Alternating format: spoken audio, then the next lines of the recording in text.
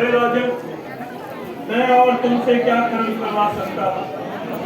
आपका जन्म तो केवल जरूर ब्राह्मण की रक्षा के लिए हुआ है। इस कर्म लोक सुमंदर में इससे उत्तम कुछ कर्म नहीं, इससे बढ़कर इस दुनिया में क्षत्रिय का कोई धर्म नहीं। हे मुनि श्रेष्ठ, गौ ब्राह्मण से मुझको और क्या दुनिया में प्यारा है। गौ ब्राह्मण की रक्षा के लिए ही तो क्षत्रिय धर्म धारा है। कान लगाकर सुनिए, पर में मुझको राक्षस लोग पहुंच सकाते हैं और मेरी भावन समझी नष्ट कर जाते हैं। नहीं कर्म धर्म करने देते, अपने फल पे इतराते हैं। यज्ञ या पाठ और संध्या में वो दुष्ट भाव बरसाते हैं। इन दुष्ट जनों के कारण ही कर्म नहीं हो पाता। क्या करें हम ब्राह्मण है, सत्य होना नहीं आता। तो फिर इस बात की क्या चिंता है? अभी सेना मेरी जाकर उनको सजा देगी, उनकी हस्ती तक जंगल से मिटा देगी। लेकिन ये काम आपकी सेना से नहीं होगा।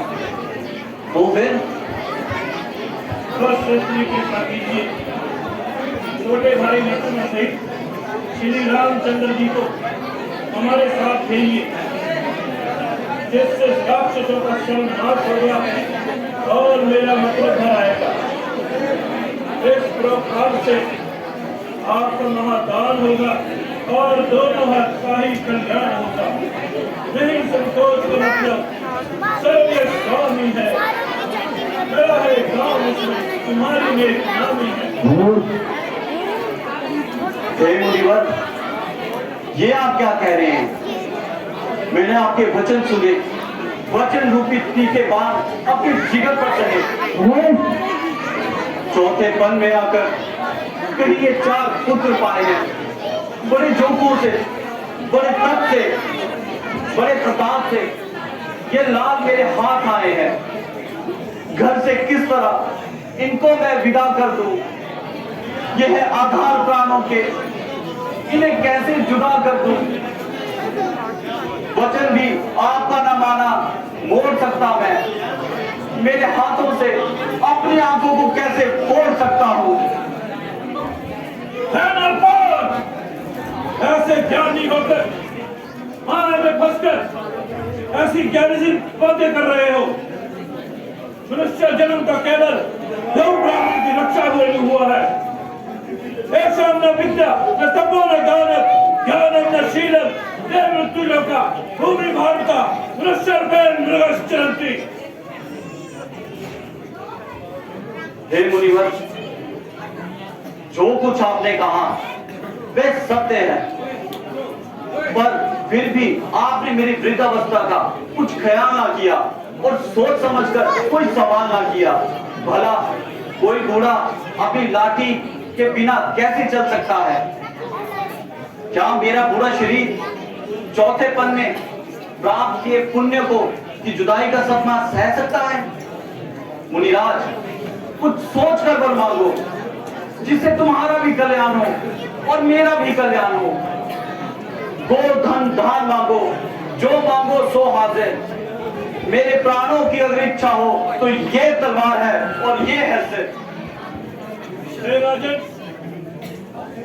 तुम्हारे ज्ञान को क्या हुआ? क्या वो यश, वो कीर्ति जो मैं सुनकर आया था, वो दूर के ढोल सुहावना थे, ये खान नदी डब्बर भीतर के कोल था? नहीं मुनिराज, अपना दुख मनुष्य स्वयं ही जान सकता है। अपनी हानि और लाभ को एक इंसान खुद ही पहचान सकता है। बिस्मिल के लौटने की किसी दिल को क्या खबर? गुर्बत में कौन लुट गया? मंजिल को क्या खबर? किश्ती के डूबने की साहिल को क्या खबर? किस पर ये छुरी फिर गई? कातिल को क्या खबर? कांटों से पूछिए, किसी गुल से पूछिए, सदमा चमन का किसी बुलबुल से पूछिए। हे राजन, आप चूसने सागर में गोते खा रहे हैं और श्री रामचंद्र जी को देते हुए घबरा रहे हैं। गुरु जी, जरा आप ही विचार कीजिए, कहां राक्षसों की भयानक तलवार और कहां ये सुंदर सुकुमार। तोड़कर एक पक्षी किस तरह पर्वत को पांव के नीचे डाल पाएगा, कमल अपना बचाव हाथी से किस प्रकार कर पाएगा। हे भूपति, हृदय को स्नेह को दूर कीजिए। जिनको तुम सुंदर सुकोमल कुमार समझते हो, वो सृष्टि भर के मालिक हैं। जिनको तुम पुत्र समझते हो, वो सृष्टि भर के मालिक हैं। ऋषि मुनियों के रक्षक हैं, वे ब्राह्मण के वारिस हैं। अहो भाग्य, अगर ऐसा है तो मुझे विश्वामित्र जी को दोनों सुकुमार सौंपने में जरा भी संकोच नहीं। जाओ जाओ बेटा राम और लक्ष्मण, तुम भी जाओ। आज से मुनिवर ही तुम्हारे गुरु पिता ठहरे। इनका कार्य सिद्ध करो और जगत के यश को प्राप्त करो। हम पिताजी की आज्ञा को सिर पर धारण करेंगे और शक्ति मुनिराज लोक निवारण करेंगे। हमने प्रयोजन को ये धनुष हाथ में पकड़ा है। गौ ब्राह्मण की रक्षा ही ये काला धर्म हमारा है। जो गौ ब्राह्मण का दुश्मन है, वो दुष्ट हमारा दुश्मन है। उसका ही शीश उड़ाने को ये धनुष बाण सुदर्शन है।